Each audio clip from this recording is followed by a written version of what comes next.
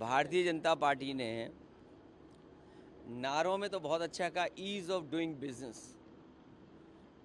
Ease of doing business नहीं है, यहाँ ईज ऑफ डूइंग करप्शन है, ईज ऑफ डूइंग क्राइम है, ईज ऑफ डूइंग इंसल्ट है, ईज ऑफ डूइंग कमीशन है।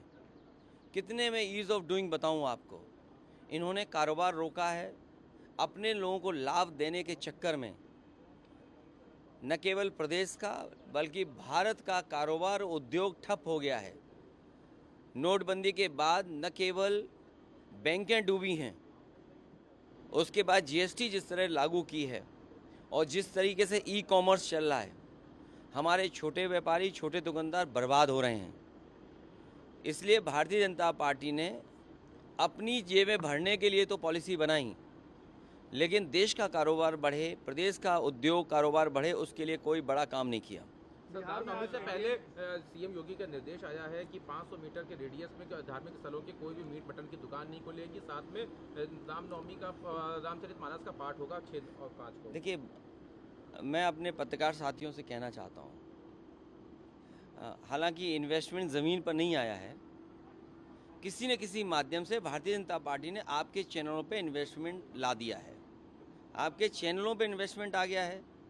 लेकिन कोविड के बाद से आपका वेतन अभी तक नहीं बढ़ा है। अगर आप में से किसी का भी वेतन बढ़ा हो तो बता दो आप। लेकिन आपके चैनलों पे इन्वेस्टमेंट आ गया है। इस प्रदेश की बुनियादी जो समस्या है कि बिजली की है, महंगी बिजली है, यहाँ कारोबार नहीं हो रहा, नौकरी नहीं मिल रही, रोजगार नहीं है। और फिर जो आपने बड़ा सपना दिखाया था 40 लाख करोड़ एमओयू, कम से कम ट्रांसपेरेंसी, ये जो कहते हैं ना ज़ीरो टॉलरेंस, हम ट्रांसपेरेंट गवर्नमेंट चला रहे हैं, हमारे अंदर ट्रांसपेरेंसी है। तो कम से कम 40 लाख करोड़ में कितना इन्वेस्टमेंट ज़मीन पे आया है और उस इन्वेस्टमेंट से कितने लोगों को नौकरी रोजगार मिला है, कम से कम ये तो बता दें।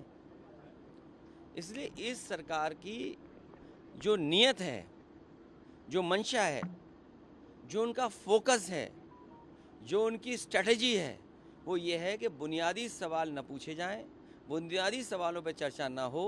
इसीलिए धार्मिक ये सवाल उठाए जाते हैं। और सच्चाई ये है, कोई भी कपड़े पहनने से योगी नहीं बन जाता है, कोई भी वस्त्र पहनने से योगी नहीं बन जाता है। विचार से योगी होता है, अपने काम से योगी होता है।